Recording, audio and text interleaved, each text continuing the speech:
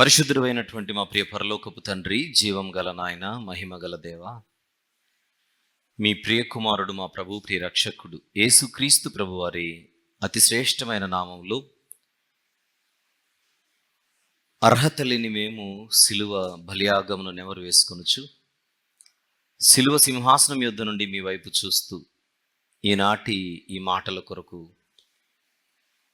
మీ ఆత్మ సహాయమును మాకు సమృద్ధిగా అనుగ్రహించమని ప్రార్థిస్తూ ఉన్నాం.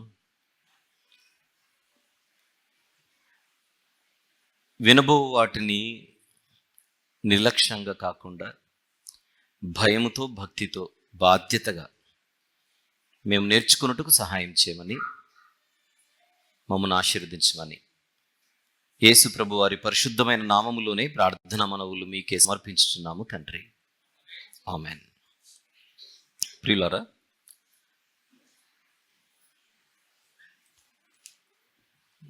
గడిచిన సందేశం అది క్రీస్తు మధ్యవర్తిత్వ కార్యాలయము అనే అంశాన్ని మనం మాట్లాడుకున్నాం. క్రీస్తు మధ్యవర్తిత్వ కార్యాలయం, ద మీడియేటోరియల్ ఆఫీస్ ఆఫ్ క్రైస్ట్. ఇది మొదటి భాగాన్ని మనం ముగించుకున్నాం గత సందేశంలో. ఈరోజు మనం మాట్లాడుకొనబోయేది రెండవ భాగం. మీలో ఎవరైనా మొదటి భాగం వినకపోయింటే అది యూట్యూబ్లో ఉంటుంది, తప్పనిసరిగా వినమని నేను కోరుచున్నాను. అది వినకపోతే ఈ రెండవ భాగము అంత సులభంగా అర్థం అవడానికి మనకు అవకాశం ఉండదు కనుక ఎప్పుడైనా సరే మనం మొదటి భాగాన్ని విని రెండవ భాగాన్ని మనం నేర్చుకోవాలి. అలాగనే విన్నవారు ఎవరైతే ఉన్నారో ఆ విన్నవి మనసులో ఉంచుకొని ఇప్పుడు ఈ రెండవ భాగంలోనికి ప్రవేశించుటకు మనల్ని మనము సిద్ధపరచుకుందాం. అసలు ఏం మాట్లాడుకున్నాం మనము? క్రీస్తు మధ్యవర్తిత్వ కార్యాలయము అనే అంశంలో మొదటి భాగంలో మనం మాట్లాడుకున్న విషయాలలో కొన్ని ముఖ్యమైనవి ఇప్పుడు మనకు ఈ రెండవ భాగంలోనికి ప్రవేశించడానికి ఉపయోగకరంగా ఉండడానికి కొన్ని ప్రస్తావిస్తాను. తిమోతి గారికి వ్రాసిన మొదటి పత్రికలో పౌలు భక్తుడు 2వ అధ్యాయము 5వ వచనంలో చెబుతున్న మాట. తిమోతి గారికి వ్రాసిన మొదటి పత్రిక 2వ అధ్యాయము 5వ వచనము. దేవుడొక్కడే, దేవునికిని నరులకును మధ్యవర్తియు ఒక్కడే, ఆయన క్రీస్తు యేసు అను నరుడు అనే ఈ వచనాన్ని ముఖ్య వచనంగా తీసుకొని మొదటి భాగము అక్కడ నుంచి మనము ప్రారంభించాం. ఇందులో యేసుక్రీస్తు ప్రభు గురించి ఆయన నరుడు అని ప్రస్తావించబడింది. ఒరిజినల్గా నరుడా, నరునిగా వచ్చాడా అని మనం బైబిల్ చదివినప్పుడు ఆదియందు వాక్యం ఉండెను, వాక్యము దేవుని యొద్ద ఉండెను, వాక్యము దేవుడై ఉండెను అని చెప్పి యోహాను భక్తుడు ఆ వాక్యము అంటే ఆ దేవుడు శరీరధారి అయి కృపా సత్య సంపూర్ణుడిగా మన మధ్య నివసించాను. అంటే దేవుడు శరీరధారి అయి నరునిగా నరుల మధ్య నివసించాడు. అంటే ఒరిజినల్గా ఆయన నరుడు కాదని. దేవుడు నరుడు అవ్వడం అంటే ఆయన తనను తాను తగ్గించుకోవడం. తీయాల్సిన అవసరం లేదు. పోయినసారి మనం చూసాం ఫిలిప్పీ పత్రిక 2వ అధ్యాయంలో ఆయన తనను తాను తగ్గించుకున్నాడని చెప్పబడింది. ఆకారమందు మనుషునిగా కనబడి, అది తగ్గించుకోవడం. తగ్గించుకున్నాడు గనుక ఆయన నరునిగా కనబడుతున్నాడు. ఇక్కడ క్రీస్తు యేసు అను నరుడు అని పత్రికలో చదువుతున్నప్పుడు ఆ నరుడు అనే మాట ఆయన తగ్గింపును సూచిస్తోంది. ఇకపోతే ఆయన నరుడు మాత్రమే కాదు, మధ్యవర్తి కూడా అని చెప్పాడు. ఇక్కడ ఒరిజినల్గా ఆయన నరుడు కాదు అని మనము గమనించినప్పుడు ఈ నరుడు ఎవరు ఇక్కడ అని అడిగితే మధ్యవర్తి అని చెబుతున్నాడు పౌలు భక్తుడు. ఇంతకా మధ్యవర్తి ఎవరు అని అడిగితే క్రీస్తు యేసు నరుడు. ఈ నరుడు ఆ మధ్యవర్తి, ఆ మధ్యవర్తి ఈ నరుడు, ఈ నరుడే ఆ మధ్యవర్తి, ఆ మధ్యవర్తే ఈ నరుడు అని మనకు అర్థమవుతున్నప్పుడు, నరునిగా ఆయన రావడం అనేది తనను తాను తగ్గించుకోవడం అయితే, న్యాచురల్గా మధ్యవర్తిగా ఆయన ఉండడం అన్నది కూడా ఆయన తనను తాను తగ్గించుకుంటే మధ్యవర్తిగా కనబడుచున్నాడు. ఆయన ఒరిజినల్గా ఆయన దేవుడు. ఒక బలమైన కారణం కొరకు ఆయన ఒక మెట్టు దిగి మధ్యవర్తిగా కనబడుచున్నాడు అని చదువుకున్నాం. ఇది పోయినసారి మనం మాట్లాడుకున్నదే. దీనిని ఒక చిన్న పరిచయంగా మీ ముందు ప్రస్తావించి ఆ రోజు ఈరోజు కూడా అసలు మధ్యవర్తి యొక్క అవసరత జనరల్గా మన సమాజంలో ఉందా అని మనం ప్రశ్నిస్తే ఉంది అనేటువంటి సమాధానం మనకు దొరికింది.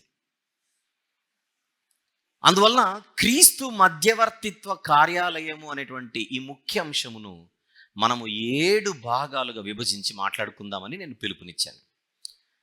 ఒకసారి చూద్దాం. అంశం ఏమిటి? క్రీస్తు మధ్యవర్తిత్వ కార్యాలయం, ద మీడియేటోరియల్ ఆఫీస్ ఆఫ్ క్రైస్ట్. దానిని మనం 7 భాగాలుగా విభజించుకొని అందులో మొదటి భాగాన్ని ఈ రీతిగా మనం చూసాం. మధ్యవర్తి అనగా ఎవరు లేదా ఏమిటి, మధ్యవర్తి యొక్క అవసరం ఏమిటి, దీనిని సాధారణ దృక్పథంలో మనం మాట్లాడుకున్నాం. అంటే సమాజంలో మనకు మధ్యవర్తులు లేరా? ఉన్నారు. వారి అవసరత ఈ సమాజంలో ఉందా అన్నప్పుడు ఉంది అని మనకు అర్థమైంది. దానికి కొన్ని ఉదాహరణలు చెప్పాను. 2 వ్యక్తుల మధ్య పరిచయం లేనప్పుడు, 2 వ్యక్తుల మధ్య ఎడబాటు చోటు చేసుకున్నప్పుడు, వారు 2 వ్యక్తులు కావచ్చు, 2 బృందాలు కావచ్చు. పరిచయం లేని 2 వ్యక్తుల మధ్య లేదా 2 బృందాల మధ్య, ఎడబాటు వచ్చినటువంటి 2 వ్యక్తుల మధ్య లేదా 2 బృందాల మధ్య ఒక నిర్మాణాత్మకమైన వారధి లాంటి పాత్ర పోషించేవాడే మధ్యవర్తి అని ఇక్కడ మనం మాట్లాడుకున్నాం. అయిపోయింది. తర్వాత మధ్యవర్తి యొక్క అవసరత ఉంది అనేటువంటి విషయం సమాజంలో చూస్తే మనకు అర్థమవుతున్నప్పుడు, మనకు బైబిల్ గ్రంథమందు కూడా మధ్యవర్తుల ప్రస్తావన, మధ్యవర్తుల ఉనికి మనకు కనబడుతూ ఉంటుంది. అని ముందుగా పాత నిబంధనలో మనకు ఎవరైనా మధ్యవర్తులు ఉన్నారా అని చూసినప్పుడు, పాత నిబంధనలో మధ్యవర్తులు ఉన్నారు అని మనం చూసాం. ఇంతకు వారు ఎవరు, ఏంటి వాళ్ళ పరిస్థితి అని మనం చూసినప్పుడు, దేవునికి భూమి మీద ఉన్న ప్రజలకు మధ్య కొంతమంది మధ్యవర్తులుగా పాత నిబంధనలో పని చేసినట్టుగా మనం చూసాం. ఎవరా మధ్యవర్తులు అని అడిగినప్పుడు, వారు ముఖ్యంగా 3 రకాల మధ్యవర్తులు. అందులో 1 ప్రవక్తలు, 2 యాజకులు, 3 రాజులు. ప్రాఫిట్స్, ప్రీస్ట్స్ అండ్ కింగ్స్ అని మనం చూసాం. ఈ 3 కూడా పాత నిబంధనలో దేవునికి ప్రజలకు మధ్య మధ్యవర్తిత్వ పాత్ర పోషించారు. ప్రవక్తలు మధ్యవర్తులే, యాజకులు మధ్యవర్తులే, రాజులు కూడా. దేవుడు నియమించిన ప్రవక్తలు, దేవుడు నియమించిన యాజకులు, దేవుడు నియమించిన రాజులు. అబద్ధ ప్రవక్తలు, అబద్ధ యాజకులు, దొంగ రాజుల గురించి కాదు ఇక్కడ. దేవుడు నియమించిన ప్రవక్తలు, దేవుడు నియమించిన యాజకులు, దేవుడు నియమించిన రాజులు, వీరందరూ కూడా దేవునికి ప్రజలకు మధ్య మధ్యవర్తులుగా పనిచేశారు. అయితే ప్రవక్తలకుండే విధులు వేరు, యాజకులకుండే విధులు వేరు, రాజులకుండే విధులు వేరు, బాధ్యతలు, పనులు. ప్రవక్తలేమో దేవునిని, ఆయన మార్గాన్ని వెల్లడిపరిచేవారు, ప్రత్యక్షపరిచేవారు. అది వాళ్ళ విధి. యాజకుడు దేవునికి మానవులకు మధ్య, ప్రజలకు మధ్య సమాధానాన్ని కుదిర్చేవారు యాజకులు. రాజులు ఆ సమాధానాన్ని, ఆ శాంతిని రాజ్యంలో ఉండేలా పరిపాలించేవారు. వెల్లడిపరిచేవారు ప్రవక్తలు. రెవిలేషన్ లేదా రివీల్ చేస్తారు. దేవునిని, ఆయన మార్గాన్ని బయలుపరుస్తారు, ప్రత్యక్షపరుస్తారు, వెల్లడిపరుస్తారు. యాజకులైతే సమాధానపరచువారు, రెకన్సైల్ చేసేవారు. రాజులైతే రెయిన్ చేసేవారు, పరిపాలించేవారు. ఇంతకీ ప్రవక్తలు ఎవరు పంపినవారు? యాజకులు ఎవరు నియమించినవారు? రాజులు ఎవరు ఏర్పాటు చేసినవారు అని అడిగితే దేవుడు. అందువలన దీనిని పాత నిబంధనలో దేవుని యొక్క మధ్యవర్తిత్వ కార్యాలయము అని మనం పిలుచుకున్నాం. ద సెకండ్ పార్ట్ చూడండి. పాత నిబంధనలో దేవుని మధ్యవర్తిత్వ కార్యాలయం, ఇది మాట్లాడుకున్నాం. God's mediatorial office in the Old Testament. కార్యాలయం ఒక్కటే, అందులో ముగ్గురు వేరు మధ్యవర్తులు: ప్రవక్తలు, యాజకులు, రాజులు. ఈ ముగ్గురివి వేరు విధులు. అవి 3 రకాల విధులు గనుక ఈ మధ్యవర్తిత్వ కార్యాలయాన్ని త్రివిధ కార్యాలయము అని కూడా అంటారని నేను చెప్పాను. 3-fold office. మనసు పెట్టి జాగ్రత్తగా పాత నిబంధన చదివితే ఈ కార్యాలయం మనకు కనబడుతుంది. చిన్నపిల్లలాగా కార్యాలయం అనే పేరు ఎక్కడుంది అని అడగకూడదు. విషయం, ఆఫీస్ అని ఎక్కడుంది, అసలు మధ్యవర్తిత్వ కార్యాలయం అని ఎక్కడుంది, ఇవన్నీ చిన్నపిల్లలు వేసే ప్రశ్నలు. ఆ స్టేజ్లో ఉంటే మాట్లాడడం అనవసరం.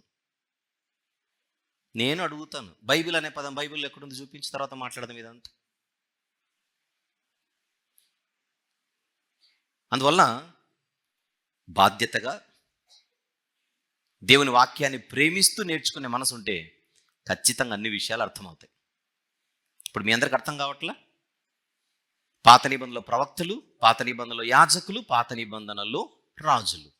దేవునికి ప్రజలకు మధ్య వారు మధ్యవర్తులుగా పనిచేశారు. వీరిని మధ్యవర్తులని మాత్రమే కాకుండా దేవుని రాయబారులు అని కూడా పిలవచ్చు అని చెప్పాను. Ambassadors of God. ప్రతినిధులు అని కూడా చెప్పవచ్చు, రిప్రజెంటేటివ్స్. దూతలు అని కూడా చెప్పవచ్చు, మెసెంజర్స్. ఆ పదాలని దేనికంటే వాళ్ళ పాత్ర మనం అర్థం చేసుకోవడానికి. దేవుని తరపున వాళ్ళు మధ్యవర్తులు, దేవుని దూతలు, తర్వాత దేవుని రాయబారులు, దేవుని ప్రతినిధులు. అయితే ఈ ముగ్గురికి కామన్గా పాత నిబంధనలో ఒక ఫంక్షన్ కనబడుతుంది. అంటే పని ఏమిటి అని అడిగితే, అవసరాన్ని బట్టి వారు ప్రజలకు దేవుని పక్షాన తీర్పులు తీర్చేవారు. తీర్పులు తీర్చేవారిని న్యాయాధిపతులు అని అంటారు. అంటే ప్రవక్తలైనా, యాజకులైనా, రాజులైనా జడ్జెస్గా పనిచేశారు కామన్గా. వాస్తవానికి భూలోక న్యాయాధిపతి ఎవరు? దేవుడే. దేవుడు న్యాయాన్ని తీర్చే ఒక తీర్పరి, జడ్జ్. ఆ బాధ్యతను భూమి మీద ఆ మధ్యవర్తులకు ఇవ్వడం చేత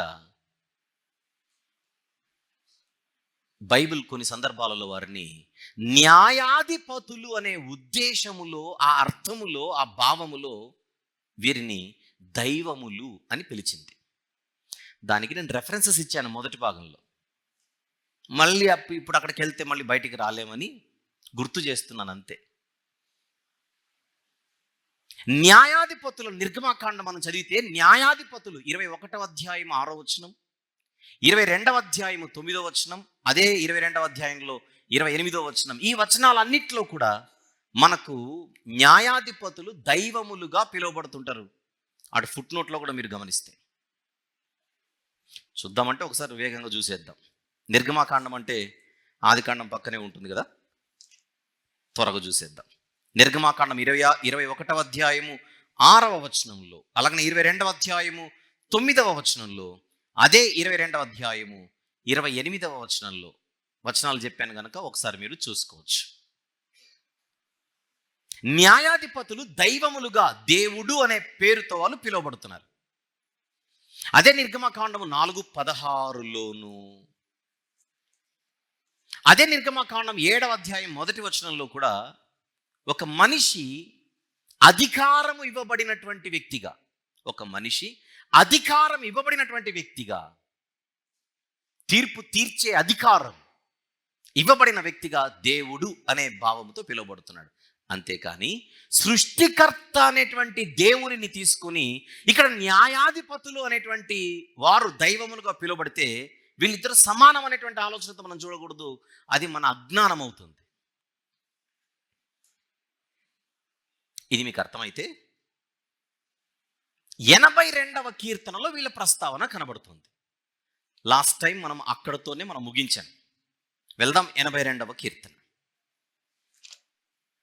82వ కీర్తన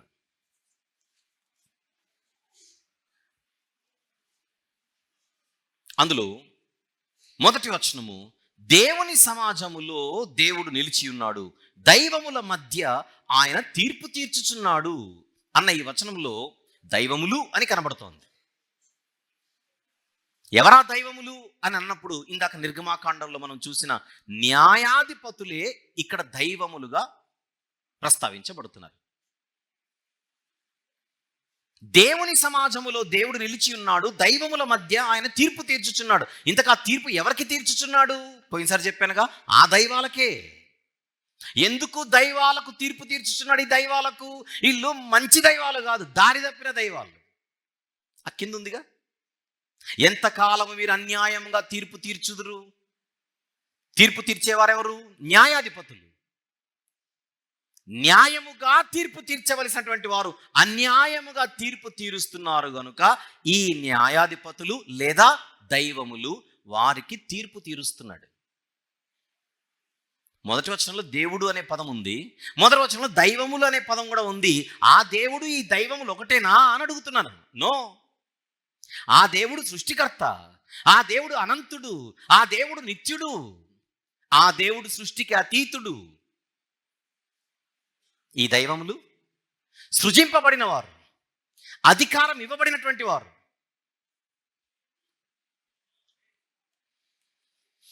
మూడవ వచనం, పేదలకును తల్లిదండ్రులు లేని వారికి న్యాయము తీర్చుడి. అంటే వాళ్ళు చేయట్లేదు అది. శ్రమగల వారికి దీనులకును న్యాయము తీర్చుడి, దరిద్రులను నిరుపేదలను విడిపించుడి, భక్తిహీనుల చేతిలోండి వారిని తప్పించుడి. ఇది కదా మీరు చేయవలసింది. ఇవి చేయమనే కదా నేను మీకు చట్టాన్ని ఇచ్చింది. ఒక విషయం గుర్తుపెట్టుకుందాం, దేవుడు ఎవరినైతే న్యాయాధిపతులుగా నియమిస్తున్నాడో పాత నిబంధనలో, వారికి చట్టాన్ని చేతికిచ్చి పని చేయమన్నాడా? చట్టాన్ని చేతికి ఇవ్వకుండా మీ ఇష్టం వచ్చినట్టుగా చేయమన్నాడా? నో, చట్టాన్ని ఇచ్చాడు. చట్టము అంటే ధర్మశాస్త్రము, వాక్యము. ఆ వాక్యము వారికి ఇవ్వబడింది. ఉదాహరణకు నిర్గమకాండం 21వ అధ్యాయము 1వ వచనం చూద్దాం. ఇందాక మనము 6వ వచనం చూసాము, 1వ వచనం చూద్దాం. నిర్గమకాండము 21వ అధ్యాయము 1వ వచనం, నీవు వారికి నియమింపవలసిన న్యాయ విధులు ఏవనగా. ఇస్తున్నాడా లేదా? ఇస్తున్నాడు. ఇచ్చి ఈ చట్ట ప్రకారంగా మీరు న్యాయము తీర్చుడి అని చెప్పాడు. ఆ చట్టం పేరు ధర్మశాస్త్రం. ఆ ధర్మశాస్త్రాన్ని వాక్యము అని అంటాం. న్యాయాధిపతుల చేతికి దేవుడు వాక్యాన్ని ఇచ్చాడు. వాక్యము ఎవరికి వచ్చెనో వారు దైవములు. వాక్యము ఎవరికి వచ్చెనో వారు దైవములు, న్యాయాధిపతులు.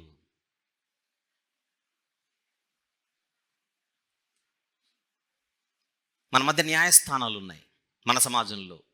అందులో జడ్జెస్ ఉన్నారు, లాయర్స్ ఉన్నారు, లేదా అడ్వకేట్స్ ఉన్నారు. వాళ్ళ చేతిలో చట్టం ఉంటుందా? ఇంతకు చట్టము తెలిసిన వాళ్ళే జడ్జెసా? చట్టము తెలిసిన వారే అడ్వకేట్సా? ఆ చట్టము ఎవరి చేతికి వచ్చునో, ఆ చట్టము ఎవరి చేతిలో ఉండునో ఆయన జడ్జ్.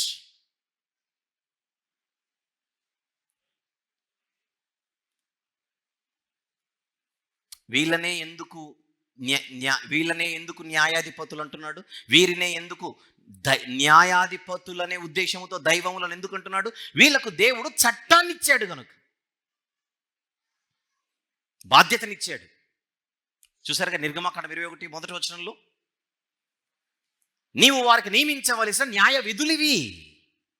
ఆ న్యాయ విధులను పెట్టుకొని ఏం చేయాలి? తీర్పులు తీర్చాలి. విషయం ఏంటంటే, ప్రజల మధ్య ఎవరినైతే దేవుడు అధికారులుగా నియమిస్తాడు, వీళ్ళు అధికారులు కూడా ప్రజలపై దేవుని చేత అధికారం ఇవ్వబడినటువంటి వారు. చూద్దామా 22వ అధ్యాయం 28వ వచనం మరొకసారి. నిర్గమకాండం 22వ అధ్యాయం, నిర్గమకాండం 22వ అధ్యాయము 28వ వచనం. నీవు దేవుని నిందింపకూడదు. దేవుడు అంటే ఫుట్నోట్లో న్యాయాధిపతి. నెక్స్ట్, నీ ప్రజలలోని అధికారిని శపింపకూడదు. అంటే ప్రజలలో ఎవరున్నారు? అధికారులు ఉన్నారు. వారే అధికారులే న్యాయాధిపతులు. న్యాయాధిపతుల అధికారులు ఏమని పిలువబడుతున్నారు? దైవములు. అంటే అధికారులు. దైవములు అంటే న్యాయాధిపతులు.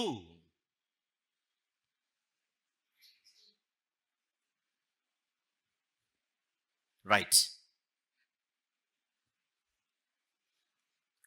దేవుడు ఎవరికైతే ప్రజలపై అధికారం ఇచ్చి, ఆ అధికార పీఠముపై, అధికార కుర్చీలో లేదా కుర్చీపై కూర్చోబెడతాడో వారిని ఆయన తన ప్రతినిధులు అనే ఉద్దేశముతో కుమారులు అని పిలుస్తున్నాడు. లాస్ట్ టైం చెప్పానుగా, దీనిని ఏమంటాం? అధికార కుమారత్వము, సింహాసన కుమారత్వము. దానికి మంచి ప్రూఫ్ మనకు ఎక్కడ కనపడుతుంది? సొలొమోను గారి విషయంలో. గుర్తు చేస్తున్నా, దినవృత్తాంతంలో మొదటి గ్రంథం. అంటే ఫస్ట్ పార్ట్ వినని వారికి ఇప్పుడు నేను సెకండ్ పార్ట్ మాట్లాడబోతుంటే నేను నేరుగా వెళ్ళిపోతే ఇబ్బంది అనే ఉద్దేశంతో ఈ శ్రమంతా తీసుకుంటున్నా. దినవృత్తాంతంలో మొదటి గ్రంథం 28వ అధ్యాయం 5-6 వచనములు దావీదు గారు మాట్లాడుచున్నారు. దినవృత్తాంతంలో మొదటి గ్రంథం 28వ అధ్యాయం 5-6 వచనములు. యెహోవా నాకు అనేక మంది కుమారులను దయచేసి ఉన్నాడు, అయితే ఇశ్రాయేలీల పైని, అది చూడండి అన్నమాట, ఇశ్రాయేలీల పైని యెహోవా రాజ్య సింహాసనము మీద కూర్చుండుటకు. ఎక్కడ కూర్చుండుటకు? రాజ్య సింహాసనముపై, రాజ్య సింహాసనము మీద కూర్చుండుటకు ఆయన నా కుమారులందరిలో సొలొమోనును కోరుకొని ఆయన నాతో ఇలాగ సెలవిచ్చెను. అంటే ఎంతమంది కుమారులున్నా సొలొమోను స్పెషల్. మిగిలిన కుమారులకు లేనిది అదనంగా సొలొమోనుకు దేవుడిస్తున్నాడు.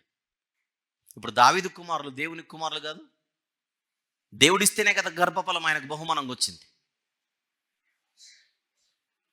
చెప్పాలంటే దావీదు గారు వారి శరీరాలకు మాత్రమే తండ్రి, దేవుడు వారి శరీరాలతో పాటు ప్రాణాత్మలకు కూడా తండ్రి.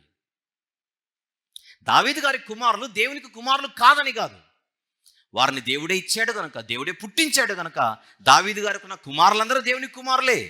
కానీ ఆ కుమారులందరికీ లేనిది సొలొమోను గారికి మాత్రమే ఉన్నది. అదనపు మరొక కుమారత్వం ఉంది. ఏమిటది? సింహాసనపు కుమారత్వం. కింద 6వ వచనంలో, నేను నీ కుమారుడైన సొలొమోనును నాకు కుమారునిగా ఏర్పరచుకొని ఉన్నాను. ఇది కొత్త కుమారత్వం, పుట్టుకతో వచ్చిన కుమారత్వం కాదు. సింహాసనం ఎక్కినప్పుడు వచ్చే కుమారత్వం, అధికార కుమారత్వం. ఆంగ్ల భాషలో దీన్ని ఏమంటున్నాం? Royal sonship. ఈ కుమారత్వాలపై అవగాహన లేకపోతే అన్ని అనర్థాలే, అన్ని అపార్థాలే. సొలొమోను గారు ఎవరు? దేవుని యొక్క ప్రతినిధి. ఆయనే కదా కూర్చోబెడుతున్నాడు సొలొమోను గారిని. దేవుని యొక్క రాయబారి, దేవుని దూత, దేవునికి ప్రజలకు మధ్య మధ్యవర్తి.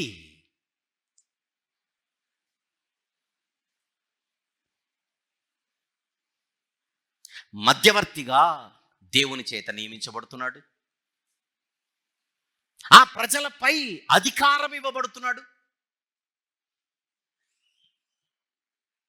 అందుచేత దీనిని మధ్యవర్తిత్వ కుమారత్వము అని కూడా అంటారు. మీడియేటోరియల్ సన్షిప్. ఈ పదాలు గుర్తుండాలి మనకు. బైబిల్ ఎక్కడైనా కుమారుడు అని కనబడితే ఎలా కుమారుడు, ఏ కుమారత్వం ఇది? ఆలోచించొద్దు. అబ్రహాము గారికి ఇస్సాకు గారు కుమారుడే, ఇష్మాయిలు గారు కుమారుడే. ఈ ఇద్దరి కుమారత్వాలలో మళ్ళీ ఒక తేడా ఉంది. ఒక ఆయన భౌతిక కుమారత్వం కలిగిన వాడు, మరొక ఆయన వాగ్దాన కుమారత్వం కలిగిన వాడు. రెండు ఒకటి ఎలా అవుతాయి? ఇస్సాకు గారిని ఇష్మాయిల్ గారిని ఈక్వల్గా చూద్దామా? నో. ఆ డిఫరెన్స్ని మనం చూడాలి. రైట్. ఇప్పుడు మనం న్యాయాధిపతుల గురించి మాట్లాడుతున్నాం. ఎవరి న్యాయాధిపతులు బైబిల్లో? పాత నిబంధనలో మధ్యవర్తులు. సొలొమోను గారిలా వీళ్ళందరూ కూడా మధ్యవర్తులే. పేరుకే రాజు, కానీ ఆయన ఏం చేయాలి? పోయినసారి చెప్పాను, ఇప్పుడు కూడా చెప్పాను. దేవుడిచ్చే సమాధానాన్ని ప్రజల మధ్య మెయింటైన్ చేయాలి. ఈరోజు మనం శాంతి భద్రతలు అని అంటున్నాం లౌకిక భాషలో. వాక్య భాషలో దేవుడిచ్చు సమాధానము అందరి మధ్య ఉండేలా దేవుని ప్రతినిధులుగా రాజులు పరిపాలించాలి. మరి పోయినసారి ఒక రాజు గురించి నేను ప్రస్తావించానో లేదో ఇప్పుడు చూద్దామా? దినవృత్తాంతముల 2వ గ్రంథం 19వ అధ్యాయం. ఒక రాజుగారిని చూద్దాం, భక్తిగల రాజుగారు. దినవృత్తాంతముల 2వ గ్రంథము 19వ అధ్యాయం 1వ వచనం. రాజుగారు ఎవరో చూద్దాం. యూదా రాజైన యెహోషాపాతు అని కనబడుతోంది. మీకు తెలిసిన నాలెడ్జ్ ప్రకారం చెప్పండి, యెహోషాపాతు గారు మంచి రాజేనా? మంచి రాజే. ఆయన 4వ వచనం నుండి ఏం చేస్తున్నాడో చూద్దాం. నేను చదువుతాను. యెహోషాపాతు అంటే రాజు, మధ్యవర్తి. యెరూషలేములో నివాసము చేయుచు, బేర్షెబా నుండి ఎఫ్రాయిము మన్యము వరకు జనుల మధ్య సంచరించుచు, వారి పితరుల దేవుడైన యెహోవా వైపునకు వారిని మళ్ళించెను. అందరికి కనబడుతుందా? దినవృత్తాంతముల 2వ గ్రంథము 19వ అధ్యాయము 4వ వచనం. రాజు, భక్తిగల రాజు, మధ్యవర్తి. ఏం చేస్తున్నారు ఆయన? 4వ వచనంలో, యెహోషాపాతు యెరూషలేములో నివాసము చేయుచు, బేర్షెబా నుండి ఎఫ్రాయిము మన్యము వరకు జనుల మధ్య సంచరించుచు, వారి పితరుల దేవుడైన యెహోవా వైపునకు వారిని మళ్ళించెను. అది ఈయన పాత్ర. మధ్యవర్తి పాత్ర ఏమిటి? దేవుని వైపు మళ్ళించుట.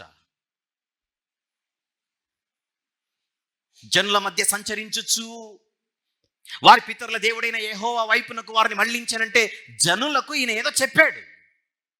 ఎవరి గురించి? దేవుని గురించి, ఆయన మార్గమును గురించి. ఇంకా ఏం చేస్తున్నాడు? కింద 5వ వచనం. మరియు అతడు ఆయా పట్టణములలో, అనగా దేశమందు యూదా వారున్న బురుజులు గల పట్టణములన్నిటిలో న్యాయాధిపతులను నిర్ణయించి వారికి ఇలాగ ఆజ్ఞాపించాను. న్యాయాధిపతులకు ఏమని? మీరు యెహోవా నియమమును బట్టియే గాని. యెహోవా నియమం అంటే చట్టం, ధర్మశాస్త్రం, వాక్యము. యెహోవా నియమమును బట్టియే గాని మనుషుల నియమమును బట్టి తీర్పు తీర్చవలసిన వారు కారు. ఆయన మీతో కూడా ఉండును గనుక మీరు తీర్చు తీర్పు బహుజాగ్రత్తగా చేయుడి. యెహోవా భయము మీ మీద ఉండును గాక. నా భయం కాదు. ఎవరి భయం ఉండాలి? దేవుని భయం మీ మీద ఉండును గాక, హెచ్చరికగా ఉండి తీర్పు తీర్చుడి. మన దేవుడైన యెహోవా యందు దౌష్ట్యము లేదు, ఆయన పక్షపాతి కాడు, లంచము పుచ్చుకొనువాడు కాడు. తన దేశములోని, తన రాజ్యములోని సామాన్య జనులకు దేవుని గురించే చెబుతున్నాడు ఒక రాజు. అదే రాజ్యములోని న్యాయాధిపతులకు కూడా దేవుని గురించే చెబుతున్నాడు.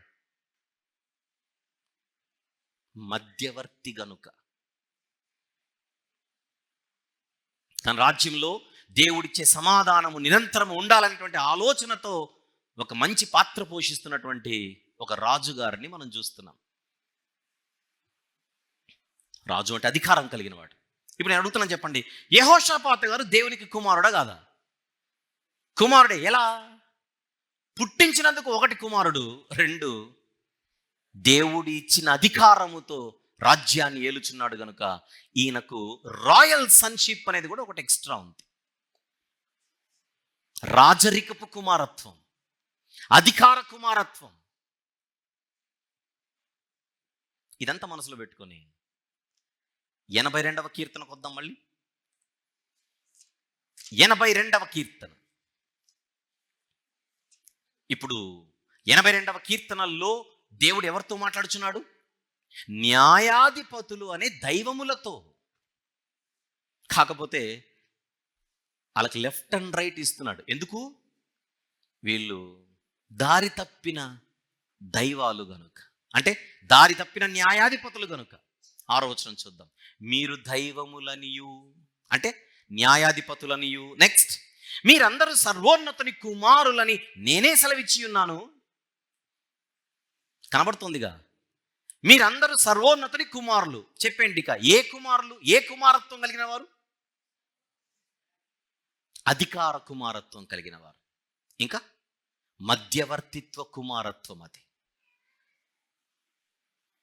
వీళ్ళు మాత్రమే ఆయన కుమారులు, మిగిలిన వాళ్ళు కాదా అని అడిగితే, మిగిలిన వాళ్ళందరికీ ఉన్నటువంటి సన్షిప్ వేరు, వీళ్ళకు ఉన్నటువంటి ఎక్స్ట్రా సన్షిప్ వేరు.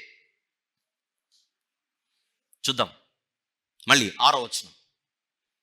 మీరు దైవములనియు, మీరందరూ సర్వోన్నతుని కుమారులనియు నేనే సెలవిచ్చి ఉన్నాను. అయినను మీకంత ఆధిక్యత ఇచ్చినా, మీకంత ఘనత నేను ఇచ్చినా, అయినను ఇతర మనుషులు చనిపోవునట్లు, చూస్తున్నారుగా, ఇతర మనుషులు చనిపోవునట్లు మీరును చనిపోవుదురు. తీర్పు. అధికారులలో ఒకడు కూలినట్లు మీరును కూలుదురు. తీర్పు. మొదటి వచనం ఏమిటి? దైవముల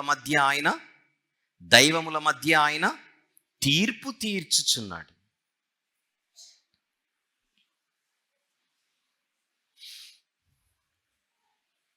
ఇప్పుడు మీరు చెప్పండి, 82వ కీర్తనలో మనకు ఇద్దరు కనపడుతున్నారు. ఒకవైపు దేవుడు, మరొక వైపు దైవములు.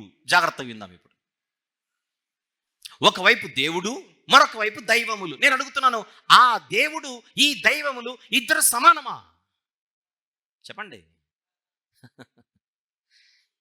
ఏ యాంగిల్లో చూసినా వాళ్ళిద్దరు సమానమని మనం అనలేమే.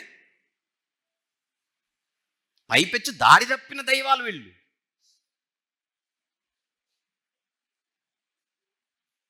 ఇప్పుడు ఎవరైనా అదిగదిగో అక్కడ దైవములని అంటున్నాడు దేవుడు, వీరు దైవములని, మీరు సర్వోన్నతుని కుమారులని నేనే సెలవిచ్చి ఉన్నానని దేవుడే అంటున్నాడు కనుక కుమారులందరూ దైవాలే, ఆ దైవాలందరూ ఈయనకు సమానులే అని వివరిస్తే, బోధిస్తే, వ్యాఖ్యానిస్తే ఎలా అది సరైన వివరణ అవుతుంది, ఎలా అది సరైన వ్యాఖ్యానం అవుతుంది, సరైన బోధ అవుతుందో మీరు ఆలోచించండి.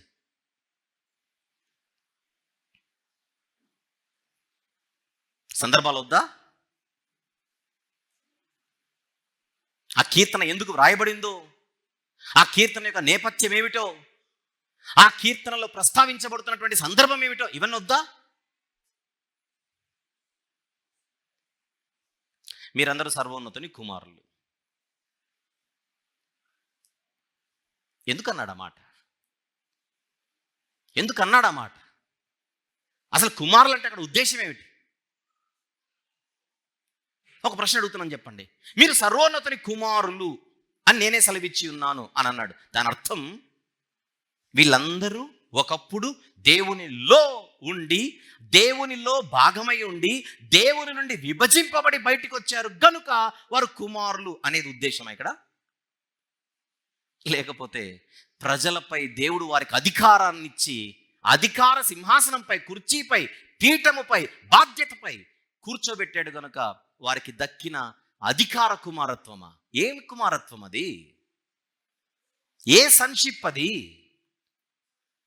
ఒకప్పుడు వీళ్ళందరూ దేవునిలో ఉండి బయటికి వచ్చి లేదా విభజింపబడి, ఆత్మ విభజన అన్నట్టుగా విభజింపబడి బయటికి వచ్చారు కనుక వీళ్ళు కుమారులు. అసలు ఆ కాన్సెప్టే కాదే. ఎలా అప్లై చేస్తారు దీన్ని తీసుకున్న దానికి?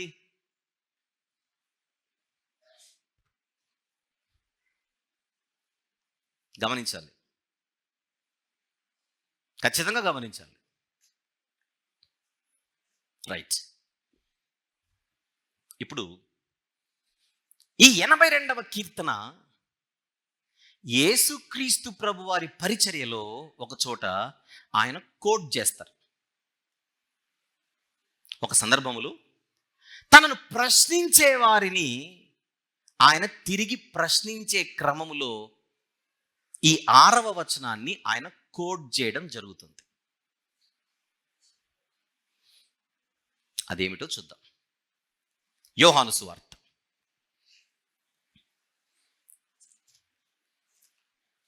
10వ అధ్యాయం. యోహాను సువార్త 10వ అధ్యాయం. ముందుగా 30వ వచనము చూద్దాం. 30వ వచనము చూద్దాం. ఏముంది? నేనును తండ్రియును ఏకమై ఉన్నామని వారితో ప్రభు చెబుతున్నారు. ఇంకొకసారి చూద్దాం. నేనును తండ్రియును ఏకమై ఉన్నాము. గమనిస్తున్నారా? ఎప్పుడైతే ఆయన ఆ మాట అన్నాడో యూదులు ఆయనను కొట్టవలెనని మరలా రాళ్ళు చేత పట్టుకొనగా, అప్పుడు యేసుప్రభు వారు, తండ్రి యొద్ద నుండి అనేకమైన మంచి క్రియలను మీకు చూపి తిని వాటిలో ఏ క్రియ నిమిత్తము నన్ను రాళ్లతో కొట్టుదురని వారిని అడిగాను. అందుకు యూదులు, నీవు మనుష్యుడవై ఉండి దేవుడవని చెప్పుకొనుచున్నావు గనుక దేవదూషణ చేసినందుకే నిన్ను రాళ్లతో కొట్టుదుము గాని మంచి క్రియ చేసినందుకు కాదని ఆయనతో చెప్పిరి. ఇక్కడ ఏం జరుగుతోందో చెప్పండి. ఆర్గ్యుమెంట్, వాదన. యేసు ప్రభుకి యూదులకు, నువ్వు మనుష్యుడవై ఉండి దేవుడని చెప్పుకొనుచున్నావు, అదెలా అవుతుంది అని వాళ్ళు అన్నప్పుడు, వాదించినప్పుడు యేసుప్రభు వారు 34వ వచనంలో, అందుకేసు మీరు దైవములని నేనంటినని మీ ధర్మశాస్త్రంలో వ్రాయబడి ఉండలేదా? 82వ కీర్తనలో ఉన్న మాటను తీసుకొని వచ్చి ప్రభు ఇక్కడ కోట్ చేస్తున్నాడు. ఎక్స్క్యూజ్ మీ, ఏ సందర్భంలో కోట్ చేస్తున్నారు ఆయన? వాదన అనే సందర్భంలో, ఆర్గ్యుమెంట్. ఆయనకు వారికి మధ్య ఒక వాదన జరుగుతోంది. ఆ వాదనలో ఆయన వేసిన కౌంటర్ అది. 35వ వచనం, లేఖనము నిరర్థకము కానేరదు కదా, దేవుని వాక్యము ఎవరికి వచ్చేనో వారే దైవములని చెప్పిన ఎడల నేను దేవుని కుమారుడనని చెప్పినందుకు తండ్రి ప్రతిష్ఠ చేసి ఈ లోకములోనికి పంపిన వానితో నీవు దేవదూషణ చేయుచున్నావని చెప్పుదురా? క్వశ్చన్.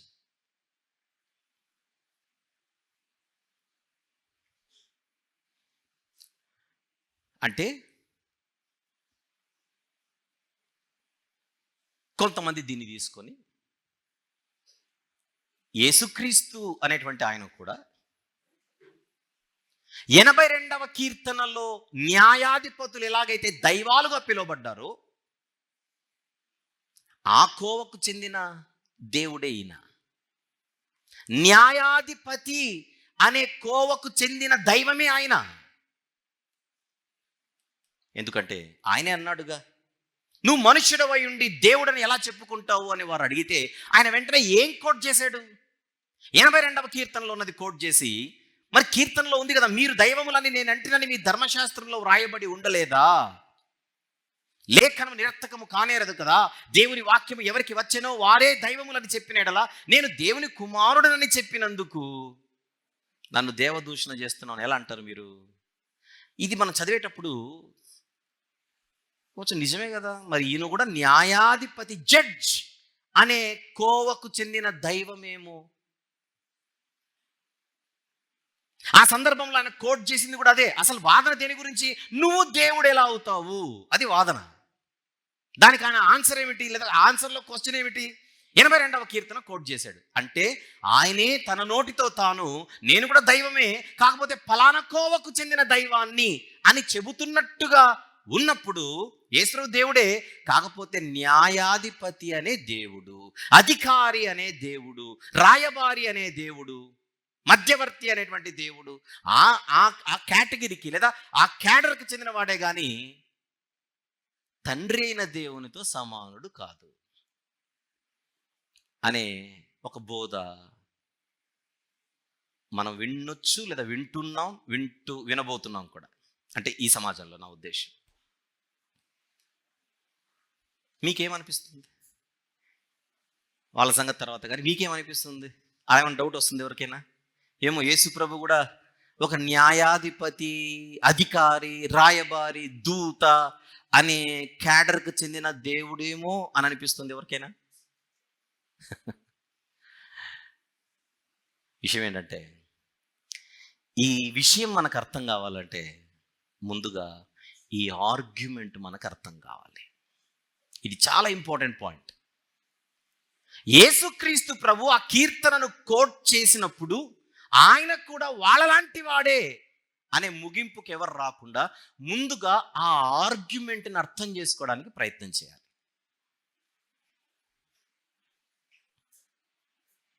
ఏం జరుగుతుంది అక్కడ? వాదన.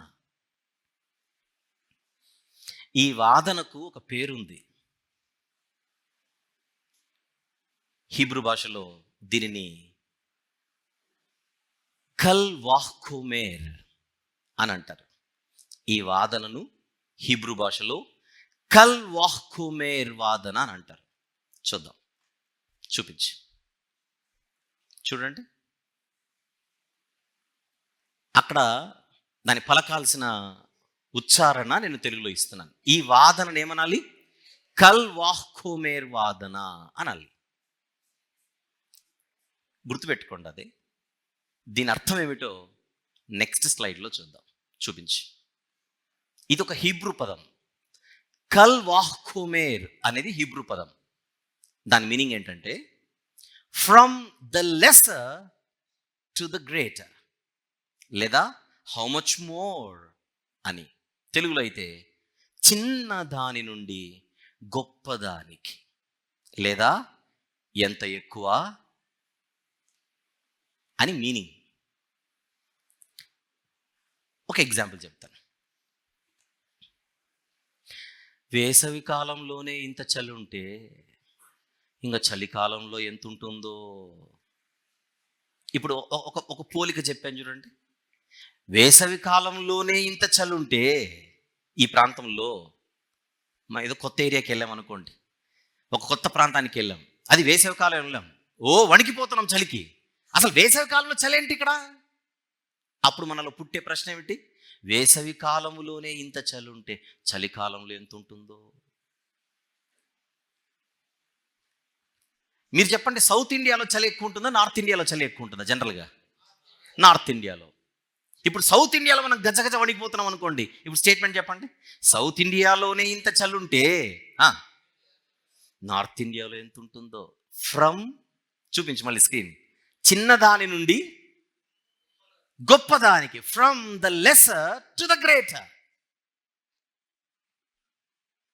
అప్పుడప్పుడు మన ఇంట్లో అంటాం, ఒరే కొడుకుతోనో పిల్లలతోనో, నేను ఉన్నప్పుడే నీ బతుకి ట్లేడిస్తే, నెక్స్ట్ చెప్పండి, నేను పోయిన తర్వాత నీ పరిస్థితి ఏంటో.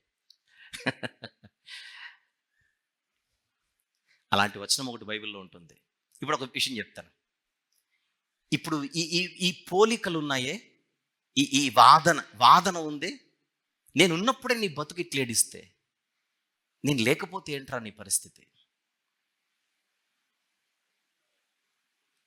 టీచర్ తరగతి గదిలో ఉంటేనే వీళ్ళు కోతులైతే నెక్స్ట్ చెప్పండి, ఇంకా టీచర్ లేకపోతే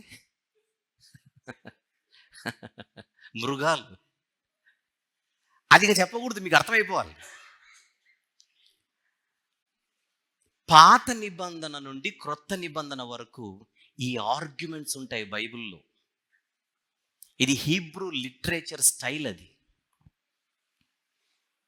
చాలా ఉంటాయి. కొన్ని నేను మీ ముందు ప్రస్తావిస్తాను వెంటనే అలా ఈజీ క్యాచ్ అవ్వడానికి. ద్వితీయోపదేశకాండం తీద్దాం, 31వ అధ్యాయం. ద్వితీయోపదేశకాండము 31వ అధ్యాయం 27వ వచనం ఒకసారి చూద్దామా? 27వ వచనం, 28 కూడా చూద్దాం. రాసుకోవడంలో 27 and 28 రెండు చూడండి. మోషే గారు మాట్లాడుతున్నారు. నీ తిరుగుబాటును నీ మూర్ఖత్వమును నేను ఎరుగుదును. నేడు, జాగ్రత్త చూద్దాం అన్నమాట, నేడు నేను ఇంకా సజీవుడనై మీతో ఉండగానే ఇదిగో మీరు యెహోవా మీద తిరుగుబాటు చేసిరి. మోషే గారు, నేను చనిపోయిన తర్వాత మరి నిశ్చయంగా తిరుగుబాటు చేయుదురు కదా. ఆర్గ్యుమెంట్ ఇశ్రాయేలు ప్రజలతో మోషే గారి వాదనది. నేను బతికున్నప్పుడే మీ బతుకులు ఇట్లున్నాయి, నేను పోయిన తర్వాత మీ పరిస్థితి ఇదే కదా, ఇంకా భయంకరంగా ఉంటుంది కదా, మరి నిశ్చయముగా. ఇప్పుడు మోషే గారు చేస్తోంది ఏ వాదనో చెప్పండి. కల్వాహ్ ఖోమేర్ వాదన. చూద్దాం ఇంకా.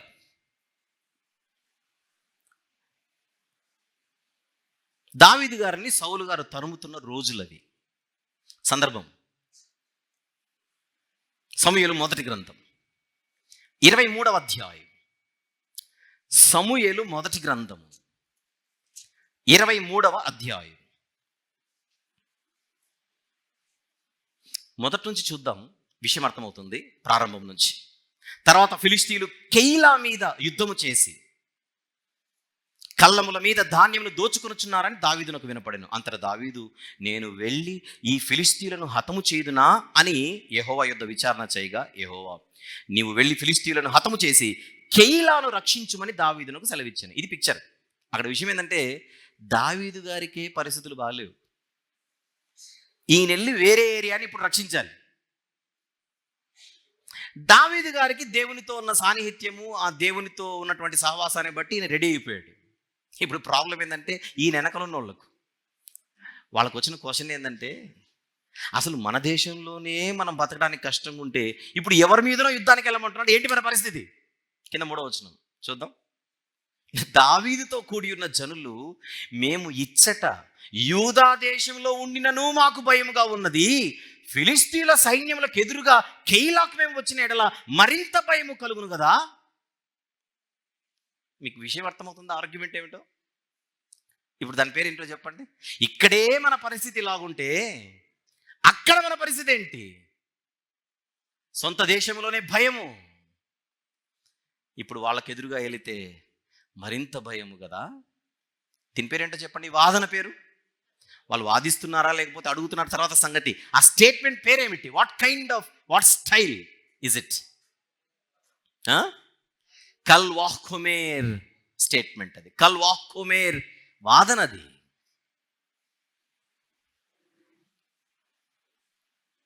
ఇంకొక సందర్భం, బత్షేబా గారితో దావీదు గారు తప్పు చేసిన తర్వాత బిడ్డ పుడతాడు. దేవుడు మొత్తుతాడు, తెలుసు కదా మనకు. తర్వాత ఆ బిడ్డ కొరకు పాపం ఆయన ఎంతో ప్రార్థన చేస్తూ ఉంటాడు. చివరికి బిడ్డ చనిపోతాడు. ఆ బిడ్డ చనిపోయాడనే వార్త ఇప్పుడు ఆయనకు చెప్పాలి. చెప్పడానికి ఒక్కొక్కరు మాట్లాడుకుంటున్నారు. ఏంటి నువ్వు చెప్తావు ఏంటని.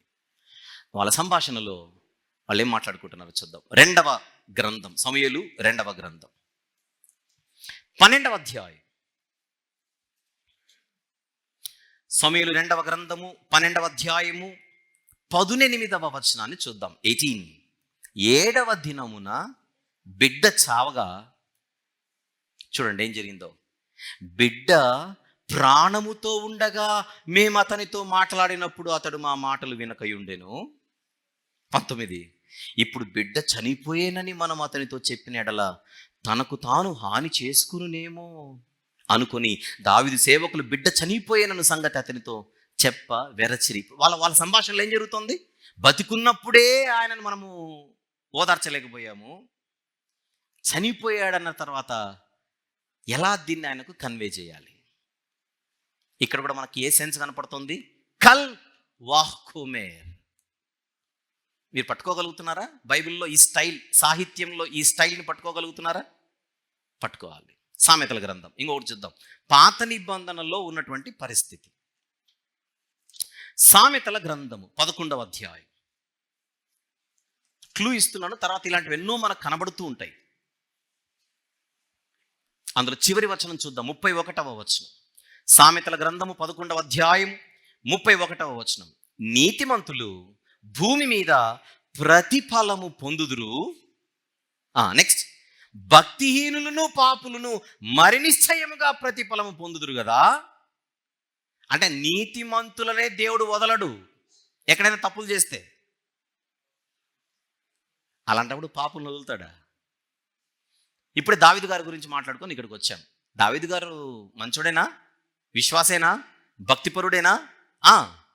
తప్పు చేశాడా? శిక్షించాడా దేవుడు? ఎస్. దావీదు గారు తప్పు చేస్తేనే వదలని దేవుడు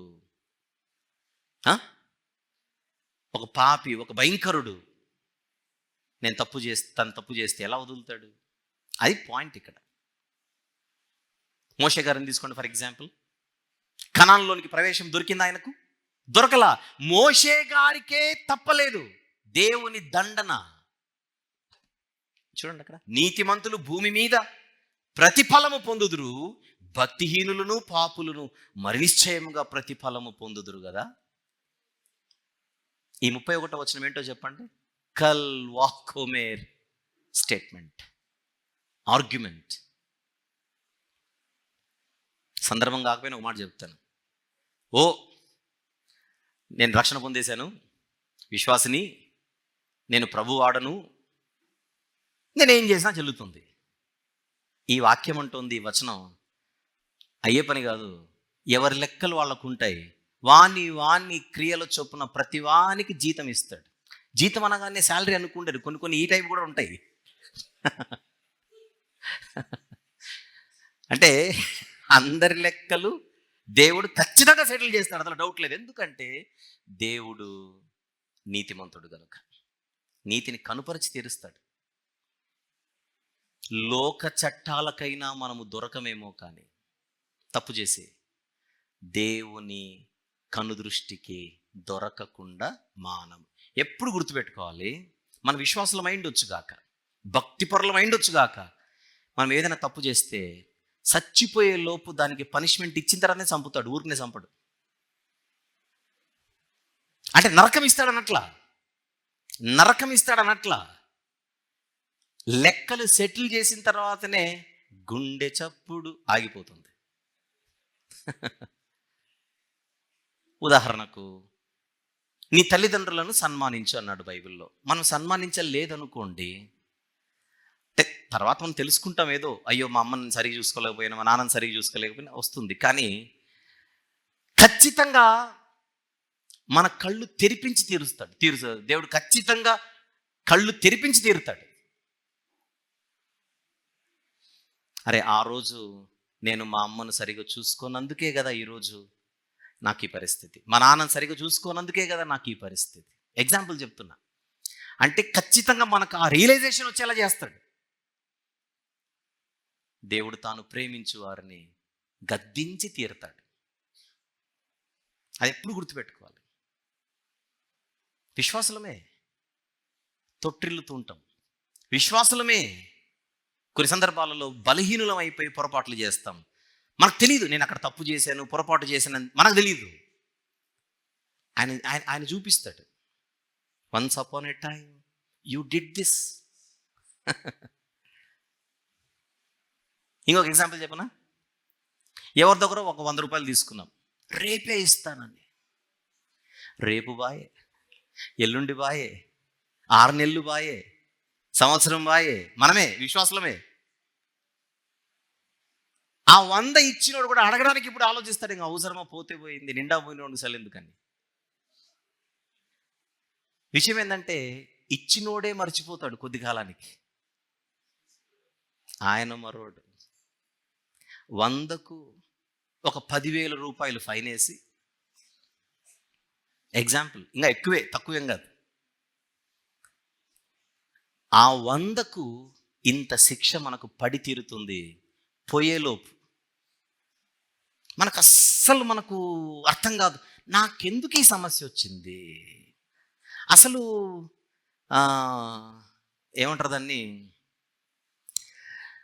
నేను ఏ తప్పు చేయలేదే, నాకు ఈ సమస్య ఎలా వచ్చిందని వారం కిందట ఏం జరిగింది, నెల కిందట ఏం జరిగింది, 6 నెలల కిందట ఏం అర్థం కాదు మనకు. ఇది 6 ఏళ్ల కిందట జరిగిండేది. ఇది తెలుసుకుంటామేమో అని టైం ఇచ్చాడు. మన ఆలోచనలు 6 నెలల వరకే వెళ్తాయి, ఎంతకంటే ముందుకు వెళ్ళవుగా. ఇది ఎప్పుడో 6 ఏళ్ల కిందట జరిగింది. ఇప్పుడు సెటిల్ అవుతుంటాయి లెక్కలు. ప్రియ సోదరుడా, సోదరి, అలాంటివి ఏమన్నా ఇప్పుడు మన జీవితాల్లో జరుగుతున్నాయేమో, లెక్కలు ఏమన్నా సెటిల్ అవుతున్నాయేమో ఒకసారి ఆలోచిద్దాం. ఎందుకిలా ఆన్సర్లు రాకపోతే ఈరోజు ఆన్సర్ దొరుకుతుండొచ్చు బహుశా. భార్యకు అన్యాయం చేస్తే ఆ భర్త పోయేలోపు నేర్పిస్తాడు, నువ్వు తప్పు చేసావని. భర్తకు అన్యాయం చేస్తే ఆ భార్య పోయేలోపు నేర్పిస్తాడు, నువ్వు తప్పు చేసావని. పిల్లలకు అన్యాయం చేస్తే తల్లిదండ్రులు పోయేలోపు నేర్పిస్తాడు, మీరు పిల్లలకు అన్యాయం చేశారని. తల్లిదండ్రులకు అన్యాయం చేస్తే ఆ పిల్లలకు నేర్పిస్తాడు, నువ్వు తప్పు చేశావు. ఆఫీస్లో తప్పు చేస్తే ఆ లెక్కలు కూడా చూపిస్తాడు, నీ బాసుకు నువ్వు అన్యాయం చేసావా. బాసే తప్పు చేస్తే ఒకప్పుడు నీ దాసునికి, నీ దగ్గర ఉన్నటువంటి ఆ ఉద్యోగికి నువ్వు ఈ తప్పు చేసావు, అన్యాయం చేశావు.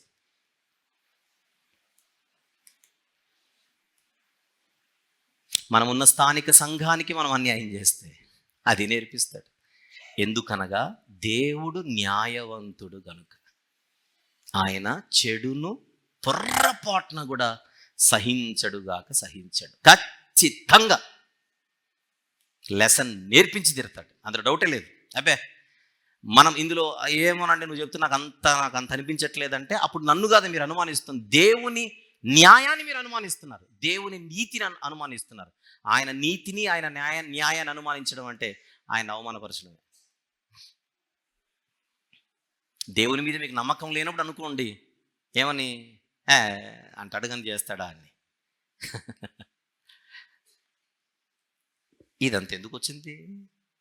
సామెతల గ్రంథం 11వ అధ్యాయము చివరి వచనంలో అక్కడ కల్వాహ్కోమేర్ స్టేట్మెంట్ ఒకటి కనపడుతుంది. ఏమిటది? నీతిమంతులు భూమి మీద ప్రతిఫలము పొందుదురు, భక్తిహీనులను పాపులను మరి నిశ్చయముగా ప్రతిఫలము పొందుదురు కదా. సబ్జెక్ట్కి వచ్చేస్తున్నాం మళ్ళీ. ఏమిటి? బైబిల్లో ఈ సాహిత్య శైలి ఒకటి ఉంది చూడండి, ఓల్డ్ టెస్ట్మెంట్లోనే ఉంది. ఆ పదం ఇంకొకసారి చూపిస్తాడు స్క్రీన్ మీద, చూద్దాం. కల్వాహ్కోమేర్, వాదన, ఆర్గ్యుమెంట్. దాని అర్థం from the lesser to the greater, లేదా హౌ మచ్ మోర్, చిన్నదాని నుండి గొప్పదానికి, లేదా ఎంత ఎక్కువ. ఇప్పుడు అలా ఒకసారి క్రొత్త నిబంధనలోకి వెళ్దామా? కొన్ని వచనాలు క్రొత్త నిబంధనలు చూద్దాం.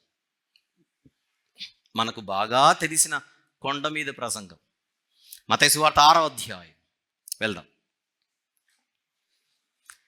మత్తయి సువార్త 6వ అధ్యాయము ముందుగా 26వ వచనం, అంటే 25 నుంచి రాసుకోవచ్చు, 26కి వెళ్ళిపోదాం నేరుగా. మీరు నోట్స్ రాసుకుంటుంటే 25 నుంచి 30 రాసేసుకోండి, 25 నుంచి 30 రాసుకోండి. 26కి వెళ్ళిపోతున్నాను. ఆకాశ పక్షులను చూడుడి, అవి విత్తవు, కోయవు, కొట్టలో కూర్చుకునవు, అయినను మీ పరలోకపు తండ్రి వాటిని పోషించుచున్నాడు. నెక్స్ట్ మాట ఏంటి? మీరు వాటి కంటే బహుశ్రేష్ఠులు కారా అంటే అర్థం ఏమిటి? వాటినే పోషించే ఆయన మిమ్మల్ని ఎందుకు పోషించాడు?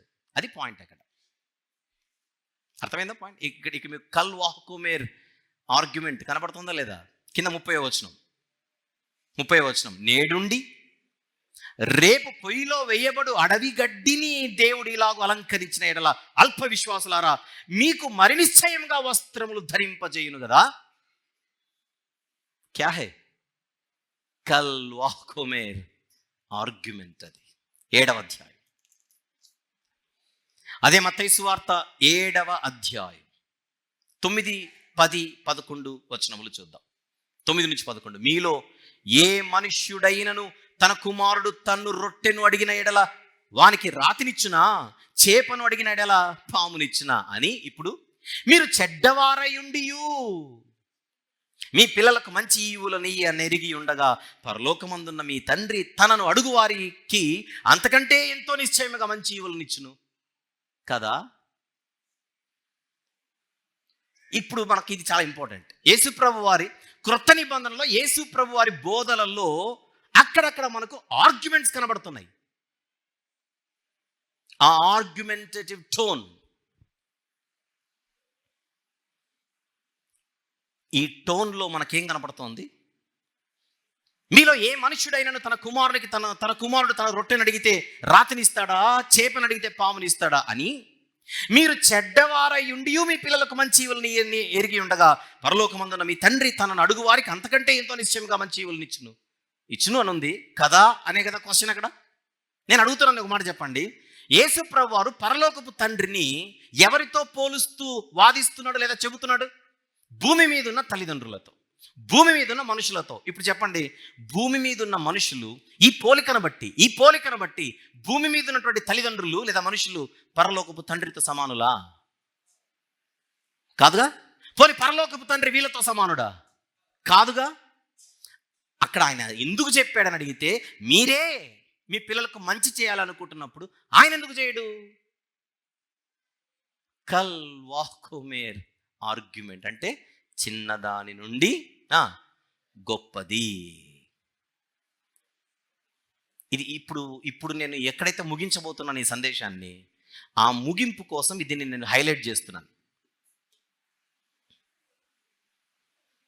ఇంకొకటి చూద్దాం. మత్తయి సువార్తలోనే 10వ అధ్యాయం, మత్తయి సువార్తలోనే 10వ అధ్యాయం 25వ వచనము చూద్దామా. శిష్యుడు తన బోధకుని వలెను, దాసుడు తన యజమానుని వలెను ఉండిన చాలును. ఇంటి యజమానునికి బయల్జుబూలని వారు పేరు పెట్టి ఉండిన ఎడల ఆయన ఇంటి వారికి నిశ్చయముగా ఆ పేరు పెట్టుదురు కదా. మనకు మొత్తం ఇక్కడ అన్ని చోట్ల కనబడుతూనే ఉంటుంది ఇది. ఇప్పుడు ఇందాక 7వ అధ్యాయంలో మనం ఏం చూసాం? మనుషులయుండియు, అది కూడా మీరు మంచోళ్ళు కాకపోయినా మీ పిల్లలకు మీరు మంచి చేయాలనుకుంటున్నప్పుడు పరలోకపు తండ్రి అంతకంటే మంచి చేయాలనే ఆలోచన ఆయనకు ఉండదా? మళ్ళీ చూపిస్తాడు, ఒకసారి చూద్దాం. కల్ వాహ్కోమేర్ ఆర్గ్యుమెంట్ మీనింగ్ ప్లీజ్. చిన్న దాని నుండి గొప్పదానికి, from the lesser to the greater. ఈ పాయింట్ మనసులో పెట్టుకొని మత్తయి సువార్త 7వ అధ్యాయంలో చూసిన ఈ పోలికను మనసులో పెట్టుకొని కాన్సంట్రేట్. మత్తయి సువార్త 7వ అధ్యాయంలో కొండ మీద ప్రసంగంలో యేసు ప్రభు యొక్క ఈ వాదన పూరితమైనటువంటి ఆ టోన్ని మీరు గమనించగలిగితే, చిన్న మనుషులను చూపించి మీకే ఈ బుద్ధున్నప్పుడు, మీకే మీ పిల్లలకు మంచి చేయాలనేటువంటి ఆలోచన మీకున్నప్పుడు ఆయనకెందుకు ఉండదు అని అన్నప్పుడు, ఆయన వీళ్ళతో సమానుడు, వీళ్ళు ఆయనతో సమానుడు అనే ఉద్దేశం కానే కాదే. అది మీ అందరికి అర్థమైందని మళ్ళీ ఒకసారి అడుగుతున్నాను. అర్థమైతే యోహాను సువార్త 10వ అధ్యాయంలో నేనును తండ్రియును ఏకమై ఉన్నాము అన్నాడు. వాళ్ళు నువ్వు మనుష్యుడవై ఉండి దేవుడని ఎలా చెబుతావు, ఎలా చెప్పుకుంటావు అని అడిగారు. ఆర్గ్యుమెంట్. దానికి ఆయన ఏ స్టైల్ ఆర్గ్యుమెంట్ని ప్రజెంట్ చేస్తున్నాడు? కల్ వాహ్కోమేర్ ఆర్గ్యుమెంట్. ఏమిటది? అసలు న్యాయాధిపతులనే వారే మీ ధర్మశాస్త్రంలో దైవాలుగా పిలువబడుతున్నప్పుడు, వారే దైవాలుగా పిలువబడుతున్నప్పుడు వాక్యము ఎవరికి వచ్చెనో వీళ్ళకే కదా. వాక్యం అంటే చట్టం, వాక్యం అంటే ధర్మశాస్త్రం. ప్రజలకు న్యాయం ఎలా తీర్చాలని వారికి జ్ఞానం రావడానికి ఆ వాక్యము ఎవరికి వచ్చెనో, దేవుడే కదా న్యాయ విధులు ఇచ్చింది వీళ్ళకు. ఆ వాక్యము ఎవరికి వచ్చెనో, ఆ చట్టము ఎవరికి వచ్చెనో, లా ఎవరికి వచ్చెనో వారే దైవాలైతే నేనెందుకు అవ్వను? నేనెవరిని? పరలోకము నుండి వచ్చిన వాడు. ఇంకా చెప్పాలంటే ఇది మీకు ఇప్పుడు వెంటనే అర్థం కాకపోయినా క్లూ ఇస్తున్నాను.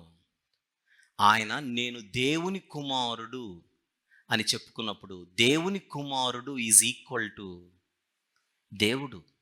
అది మనకెక్కదు, వాళ్ళకెక్కింది యూదులకు. ఇప్పుడు అంటున్నాను కదా, కల్వాహ్కోమేర్ ఆర్గ్యుమెంట్ ఒకటి బైబిల్లో ఉందన్న సంగతి ఇప్పుడు తెలిసింది మనకు.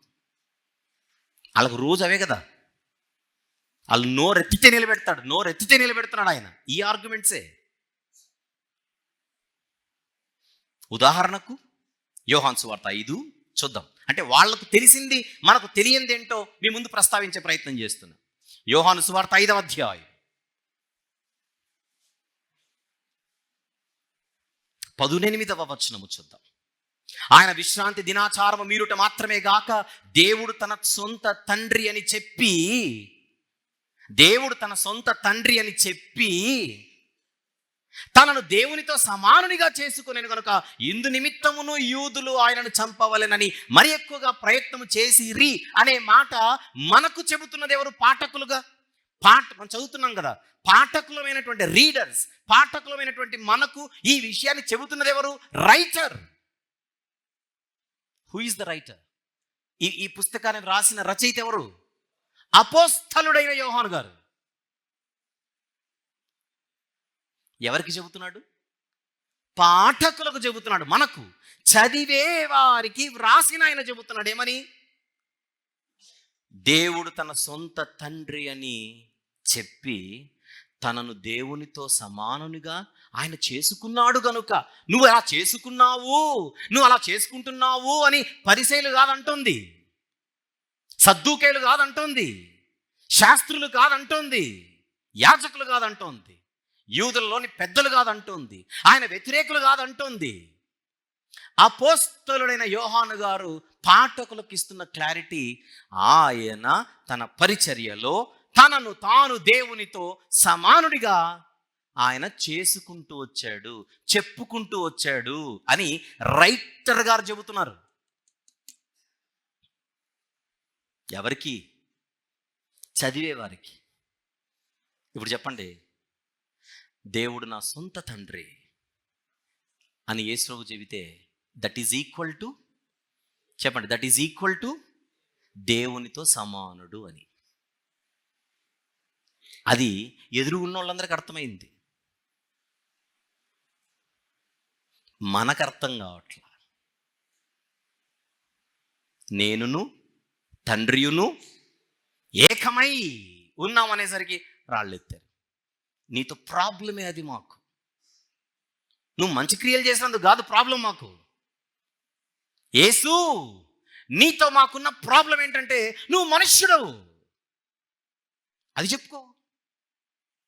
నరుడు, అది చెప్పుకో. దేవుడు అంటావేంటి? ఇది సమస్య. అందుకు ఆయన 10వ అధ్యాయంలో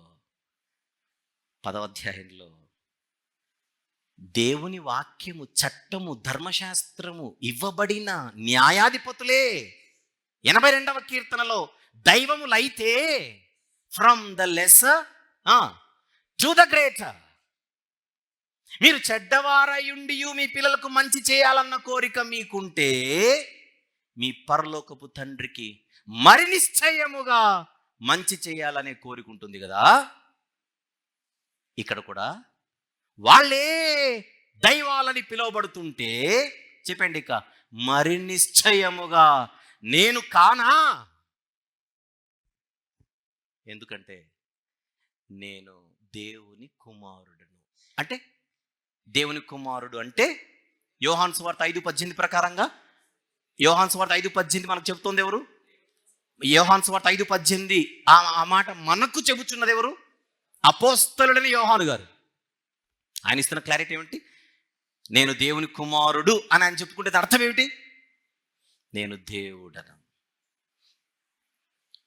కారణం, నేను మీకు కొన్ని వారాల క్రిందట క్రీస్తు కుమారత్వములు అనే ఒక అంశం మాట్లాడచ్చు.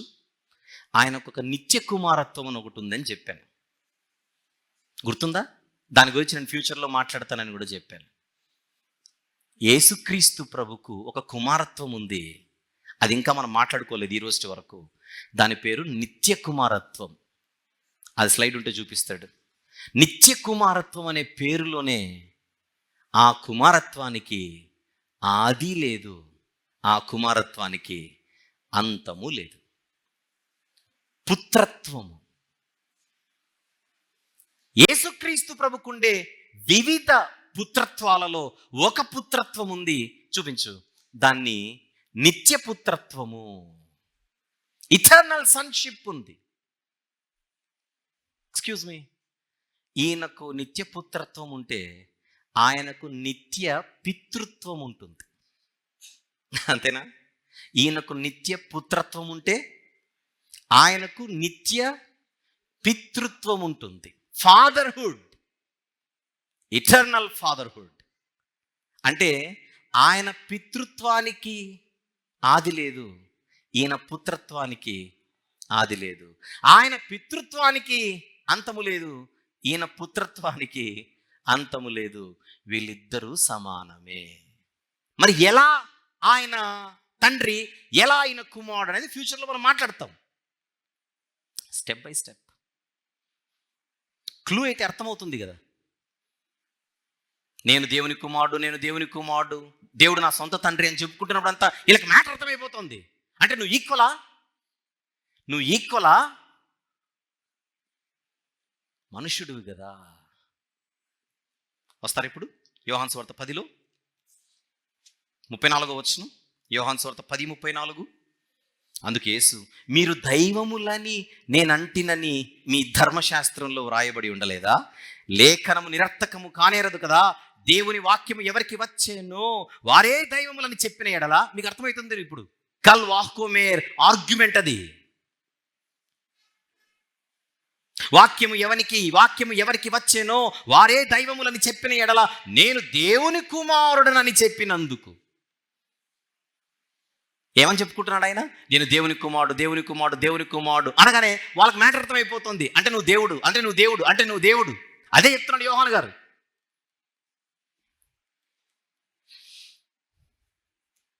అని చెప్పినందుకు తండ్రి ప్రతిష్ఠ చేసి ఈ లోకములోనికి పంపిన వానితో నీవు దేవదూషణ చేయుచున్నావని చెప్పుదురా.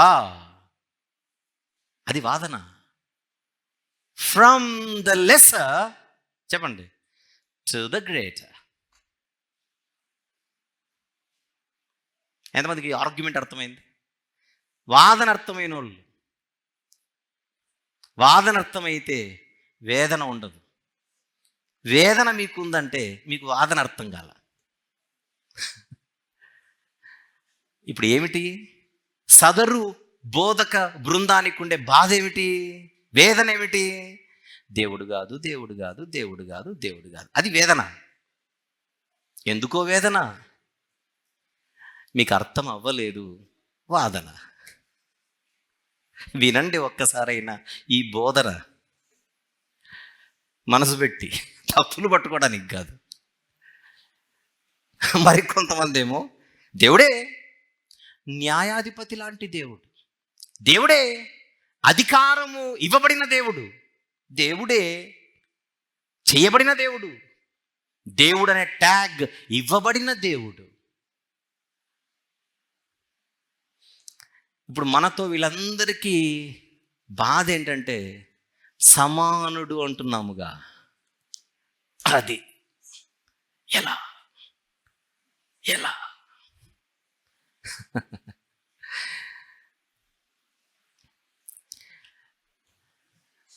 చాలా విషయాలు ఇలా ఆలోచించకనే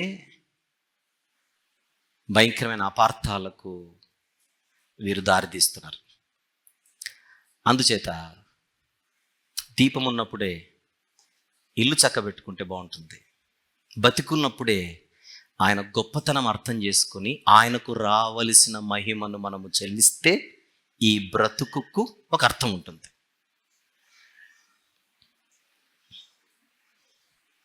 తీసి పడేసి ఆయన ఏదో పరిమితి కలిగిన వాడు అన్నట్టుగా అనుకుంటే ఆయన గురించి మనకు సరిగా అర్థమైనట్టు కాదు.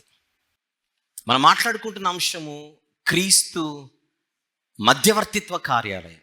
ఈ అంశాన్ని మనం 7 భాగాలుగా విభజించుకున్నాం. ఒకసారి 7 భాగాలలో మనం మాట్లాడుకున్న భాగాలు ఒకసారి చూద్దాం. నంబర్ 1, మధ్యవర్తి అనగా ఎవరు లేదా ఏమిటి, అతని యొక్క అవసరం ఏమిటి అని సాధారణ దృక్పథం మాట్లాడుకున్నాం. నంబర్ 2, పాత నిబంధనలో దేవుని మధ్యవర్తిత్వ కార్యాలయం, ఇది మాట్లాడుకున్నాం. నంబర్ 3,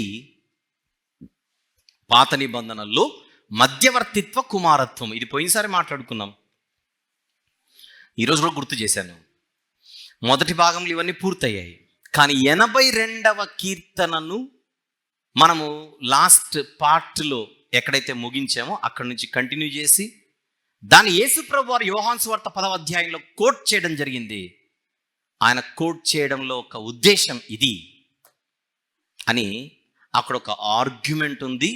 ఆర్గ్యుమెంట్ ఇది అని మనం నేర్చుకున్నాం. అందుకే ఇంత సమయం పట్టింది. అంటే దీని అర్థం ఇంకా మిగిలిన భాగాలు ఉన్నాయి, అవన్నీ మనం మాట్లాడుకోవాలి. అవి మనము నెక్స్ట్ వీక్ కంటిన్యూ చేద్దాం. ఈరోజు యోహాను సువార్త 10వ అధ్యాయంలో యేసుప్రభు వారు కోట్ చేసినటువంటి ఉద్దేశం మనకు అర్థం అవ్వడం అవసరం అంటారా? అది చాలా అవసరం. ఆ ఆర్గ్యుమెంట్ స్టైల్ ఏంటో మనకు తెలియకపోతే యేసుప్రభుని తీసుకొని వచ్చి ఒక న్యాయాధిపతి లాంటి ఒక క్యాడర్లో పెట్టేసి వాళ్ళలాగానే ఈయన అని మనము ఆ కోవలోనికి చేర్చి ఆయనను అవమానపరిచిన వాళ్ళం అవుతాం, తక్కువ చేసి. ఆయన ఉద్దేశం అది కాదు, ఆయన యొక్క ఆర్గ్యుమెంట్ అది కానే కాదు. ఈ ఆర్గ్యుమెంట్ స్టైల్ అది, దాని ఉద్దేశం ఇది. ఇక్కడ నుంచి నెక్స్ట్ పార్ట్ కంటిన్యూ చేద్దాం. ఇది మీకు ఈ ఫస్ట్ పార్ట్ని సెకండ్ పార్ట్ని ఈ 2 సందేశాలు మరొకసారి మీరు బాగా జాగ్రత్తగా విని ఇంకొకసారి చూసుకొని వస్తే మన థర్డ్ పార్ట్ మరింత సులభంగా మనకు అర్థమవుతుంది. ఆ రీతి మనం సిద్ధపడి వచ్చే వారము మనం కూడుకుందాం. అందరు లేచి ఉన్నట్లయితే ప్రార్థన చేసుకొని ఈ సందేశాన్ని అలాగనే ఈ ఆరాధన కార్యక్రమాన్ని మనం ముగించుకుందాం. ప్రార్థనలోకి ఏకీభవిద్దాం. ప్రేమగల తండ్రి, జీవము గల నాయన, పరిశుద్ధుడైనటువంటి మహా గొప్ప దేవ, ఈ దినాన మీరు ఇచ్చినటువంటి మాటలను బట్టి విని స్తుతిస్తూ ఉన్నాం తండ్రి. నేర్పించిన సంగతులను బట్టి విని మహిమపరుస్తున్నాం. ప్రతి విషయం కూడా మా అందరి జీవితాలలో ఫలభరితంగా ప్రయోజనకరంగా ఉండేలాగానే సహాయం చేయండి నాయన. ఈ ఆరాధనను ముగించుకొని ఎవరి ప్రాంతాలకు వారు వెలుచు ఉంటుండగా క్షేమకరమైన ప్రయాణము అందరికీ ప్రసాదించమని, ఎవరి గృహాలకు వారు క్షేమంగా చేరి ఆత్మీయ జీవితంలో బలంగా ముందుకు సాగుటకు సహాయం చేయమని వేడుకొనుచున్నాం. ప్రతి కుటుంబంలోని ప్రతి విధమైనటువంటి అవసరత మీరు ఎరుగుదురు నాయన. ఆత్మీయ పరిస్థితులు, ఆరోగ్య పరిస్థితులు, ఆర్థిక పరిస్థితులన్నింటినీ మెరుగుపరచమని వేడుకొనుచున్నాం. ఈ వారమంతయు మీకు మహిమకరంగా మా జీవితాలు ప్రయాణం చేయుటకు సహాయం చేయమని, లైవ్ ద్వారా వీక్షిస్తున్నటువంటి ప్రియులను బట్టి కూడా మేము స్తుతిస్తూ వారి ఆసక్తిని దీవించమని, మా అందరి జీవితాల్లో మీరు చేసినా చేస్తున్నా చేయబోచున్న మేలులన్నిటిని బట్టి మిమ్మల్ని మాత్రమే స్తుతిస్తూ మహిమపరచుచు ఘనపరచుచు యేసు ప్రభు వారి అతి పరిశుద్ధమైన నామములోని ప్రార్థన మనవులు మీకే సమర్పించుచున్నాము తండ్రి. ఆమెన్.